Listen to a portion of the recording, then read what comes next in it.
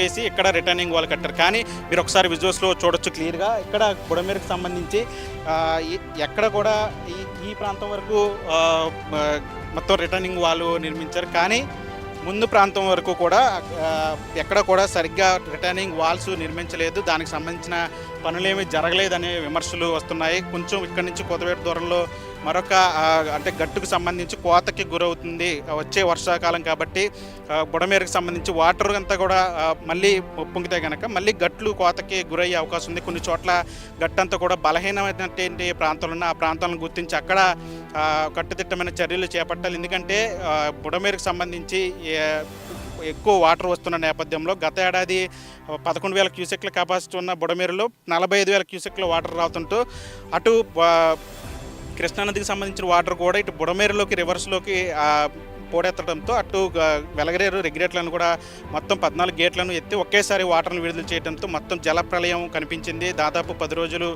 ప్రజలందరూ కూడా చెల్లాచెదురైపోయిన పరిస్థితి. అటు ప్రభుత్వ ఆస్తులు ప్రైవేట్ ఆస్తులు కూడా కోట్ల రూపాయల నష్టం జరిగింది. మరోసారి అలాంటి నష్టం జరగకుండా ఉండాలంటే ప్రభుత్వం ఇప్పటికైనా చర్యలు తీసుకోవాలని చెప్తున్నారు.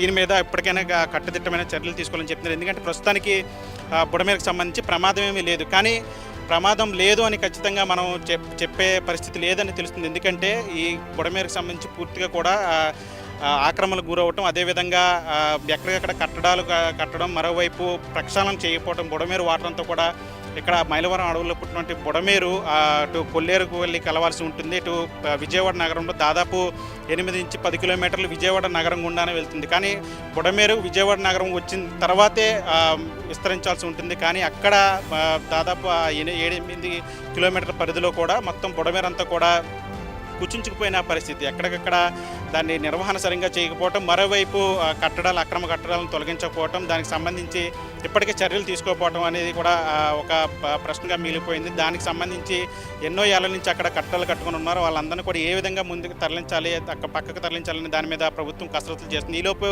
ఏడాది గడిచిపోయింది. ఇప్పుడు మళ్ళీ బుడమేరుకు సంబంధించి ఈ కొత్త ప్రశ్నలు లేవనెత్తున్న పరిస్థితి కనిపిస్తోంది.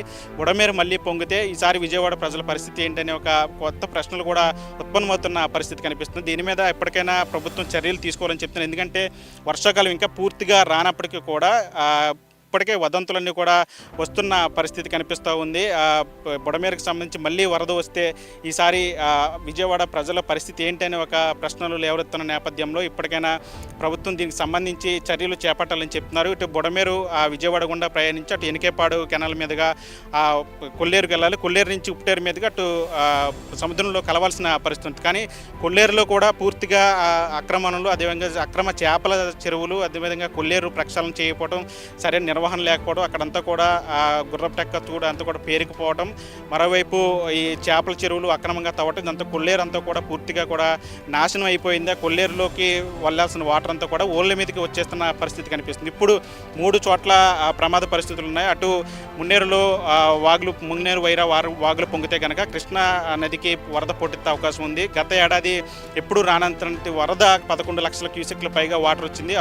అక్కడ ప్రమాదాలు జరిగే అవకాశం ఉంది. ఎందుకంటే వాటర్ ఎక్కువ శాతం వస్తే కనుక ఈసారి కూడా వర్షాలు ఎక్కువ ఉంటాయని చెప్తున్నారు. వాస్తవానికి ఈ నెల అంటే జూలై నెల మొదటి వారంలోనే నైరుతి ఋతుపవనాలు ఆంధ్రప్రదేశ్ను కేరళను తాకినప్పుడు కూడా మొన్నటి వరకు అంటే దాదాపు 2-3 వారాల పాటు ఎక్కడ కూడా వర్షాలు కనిపించలేదు. ఇప్పుడు 2-3 రోజుల నుంచి కూడా విస్తారంగా వర్షాలు కురుస్తున్నాయి. మరోవైపు తెలంగాణలో కూడా కంటిన్యూగా వర్షాలు కురుస్తున్నాయి. మొత్తం తెలంగాణ అంతా కూడా మునిగిపోతున్న పరిస్థితి కనిపిస్తుంది. హైదరాబాద్ అంతా కూడా పూర్తిగా మునిగిపోతున్న పరిస్థితి కనిపిస్తుంది. ఇప్పుడు అక్కడ వచ్చినటువంటి వాటర్ అంతా కూడా మున్నేరు చేస్తుంది. అక్కడి నుంచి మళ్ళీ కృష్ణానదికి పోటెత్తే అవకాశం ఉంది. అక్కడ ప్రమాదం ఉంది. మరోవైపు బుడమేరుకు సంబంధించి కెనాల్కి సంబంధించి ఎక్కడ కూడా రక్షణ చర్యలు చేపట్టట్లేదు. ఎక్కడైతే గట్లు బలహీనంగా ఉంటాయో అక్కడ ముందుగానే గుర్తించి అక్కడ ప్రక్షాళన చేయాల్సిన అవసరం. మరోవైపు విజయవాడ ప్రాంతం అంతా కూడా ఆక్రమణలతో మునిగిపోయి ఉంది బుడమేరు అంతా కూడా. ఆ బుడమేరుకు సంబంధించి కూడా దాన్ని కూడా ప్రక్షాళన చేయాలి. అక్కడ కూడా ప్రమాదం పొంచి ఉంది. మరోవైపు కొల్లేరులో కూడా ప్రమాదం పొంచి ఉంది. అక్కడ వాటర్ అంతా కూడా కొల్లేరులో సజావుగా వెళ్ళి ఉప్పుటేరు మీదుగా సముద్రంలో కలవాల్సి ఉంది. కానీ అదంతా ఉప్పుటేరు అంతా కూడా పూర్తిగా కుచించుకుపోయింది. ఇన్ని ప్రమాదాల పరిస్థితులు నడమ విజయవాడ ప్రజలను ఏ విధంగా ప్రభుత్వం కాపాడుతుంది, బుడమేరుకు సంబంధించి ఎట్లాంటి ప్రక్షాళనలు చేస్తుంది, గత ఏడాది జరిగినటువంటి ప్రమాదానికి సంబంధించి గట్టెక్కితే ఇప్పుడు వచ్చేటువంటి ప్రమాదాలను ఏ విధంగా నివారించాలని దాని మీద ప్రభుత్వం ముందస్తు చర్యలు తీసుకొని ఖచ్చితంగా బుడమేరుకు సంబంధించి ప్రజలకు ఒక భరోసా కల్పించాలని చెప్పి కోరుతున్న పరిస్థితి కనిపిస్తుంది. వీడియో జర్నలిస్ట్ విజయ్తో మనీ ఆర్టీవీ బుడమేరు నుంచి.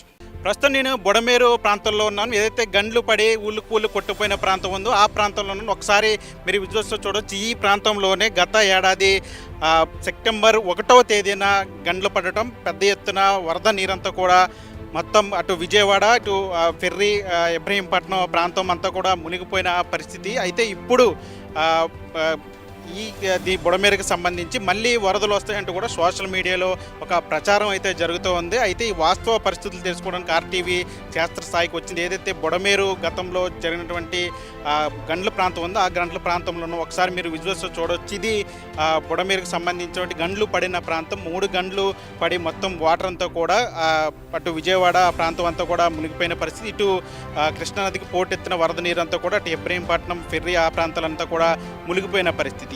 ఈ ప్రాంతంలో మీరు ఒకసారి విజువల్స్లో చూడొచ్చు. మొత్తం ఈ ప్రాంతం అంతా కూడా పూర్తిగా ఇప్పుడు బుడమేరు అంతా కూడా ప్రశాంతంగా కనిపిస్తోంది. వరద నీరు వచ్చినప్పటికీ కూడా ఎప్పటికప్పుడు వచ్చిన నీటిని కిందకు వదులుతూ అటు కృష్ణానదికి వదిలేయటంతో ఇప్పుడు వరద నీరు అంతా కూడా ముందుకు వెళ్ళిపోతున్న పరిస్థితి కనిపిస్తుంది. ప్రస్తుతం బుడమేరు అంతా కూడా ప్రశాంతంగా కనిపిస్తుంది. ఇక్కడ మీరు ఒకసారి విజువల్స్లో క్లియర్గా చూడొచ్చు.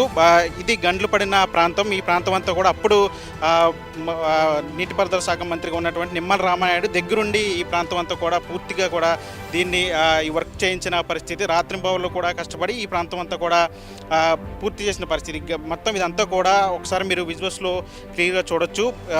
ఇది మొత్తం బుడమేరుకు సంబంధించి గండ్లు పడిన ప్రాంతాలు ఇవి. ఈ ప్రాంతం అంతా కూడా ఇప్పుడు ప్రశాంతంగా కనిపిస్తూ ఉంది. అయితే ఇప్పుడు సోషల్ మీడియాలో ఒక ప్రచారం జరుగుతూ ఉంది. బుడమేరుకి మళ్ళీ వరద వస్తుంది, మళ్ళీ విజయవాడ అంతా కూడా మునిగిపోతుందంటూ కూడా ఒక ప్రచారం చేస్తున్నారు. అయితే దీన్ని అటు అధికారులు అంతా కూడా ఖండిస్తూ ఉన్నారు. బుడమేరు మీద అసత్య ప్రచారాలు చేయొద్దంటూ కూడా చెప్తున్న పరిస్థితి. అయితే ఇప్పుడు గత 2024 సెప్టెంబర్ 1వ తేదీన జరిగినటువంటి ఘటన ఇప్పటికీ కూడా మర్చిపోలేని పరిస్థితి. ఒకసారి ఆ రోజు గుర్తు తెచ్చుకుంటే కనుక ఆదివారం ఉదయం పూట వాటర్ అంతా కూడా ఒక్కసారిగా వచ్చేసిన పరిస్థితి. అటు ఎప్పుడూ లేనటువంటి వరద ఉధృతి కృష్ణానదికి వచ్చిన పరిస్థితి. అప్పుడు తెలంగాణలో విపరీతంగా కురిసిన వర్షాలు, అదేవిధంగా మున్నేరుకి పోటెత్తిన వరద అదంతా కూడా కృష్ణానదికి రావటం, కృష్ణానదికి ఎప్పుడూ లేనటువంటి 11 లక్షల క్యూసెక్లు పైగా వాటర్ అంతా కూడా వచ్చిన పరిస్థితి కనిపించింది. తర్వాత ఇటు మున్నేరుకి, ఇటు బుడమేరుకి సంబంధించి కూడా పెద్ద ఎత్తున వాటర్ అంతా కూడా వచ్చి చేరింది. అంటే చుట్టుపక్కల, అంటే ఎన్టీఆర్ జిల్లా చుట్టుపక్కల జీకొండూరు ఆ ప్రాంతాల్లో పెద్ద ఎత్తున వర్షాలు పడితే కనుక ఈ బుడమేరు అంతా కూడా పొంగి పొరులుతున్న పరిస్థితి కనిపిస్తుంది. అప్పుడు ఆనాడు 11,000 క్యూసెక్ల కెపాసిటీ ఉన్నటువంటి ఈ బుడమేరు ప్రాంతంలో దాదాపు 45,000 క్యూసెక్ల నీరు వచ్చి చేరింది. అయితే ఆ నీరు ప్లస్ అటు కృష్ణానదికి పోటెత్తిన వరద నీరంతా కూడా ఏకమై ఇక్కడ బుడమేరు దగ్గర పెద్ద ఎత్తున నీరు నిలిచిపోవడంతో ఇక్కడ గండ్లు పడి పెద్ద ఎత్తున వాటర్ అంతా కూడా వచ్చి మొత్తం మునిగిపోయిన పరిస్థితి. అటు విజయవాడకు సంబంధించి జక్కంపూడి కాలనీ కావచ్చు, లేదంటే వైఎస్ఆర్ కాలనీ కావచ్చు, తర్వాత పాయకపురం, సింగినగర్ ఆ ప్రాంతాలు కావచ్చు, అక్కడ ఉన్నటువంటి బుడమేరు ప్రాంతంలో ఉన్నటువంటి వాటర్ అంతా కూడా మొత్తం విజయవాడ సగానికి వరకు, అంటే ఆ ప్రాంతం అంతా కూడా పూర్తిగా ముంచేసిన పరిస్థితి. అప్పుడు దాదాపు 10 రోజుల పాటు రెస్క్యూ చేసి మొత్తం వాటర్ అంతా కూడా తగ్గే వరకు కూడా మరోవైపు ఇక్కడ ఈ ప్రాంతంలో ఈ గండ్లను కూడా పూడ్చే వరకు కూడా ప్రభుత్వ యంత్రాంగం అంతా కూడా పెద్ద ఎత్తున యుద్ధ ప్రాతిపదికన పనులు చేసింది. అప్పుడు ముఖ్యమంత్రి చంద్రబాబు కలెక్టరేట్లోనే ఉండి ఆ పనులన్నీ కూడా పర్యవేక్షించారు. ఈ గండి ప్రాంతం ఏదైతే ఉంది ఇదంతా కూడా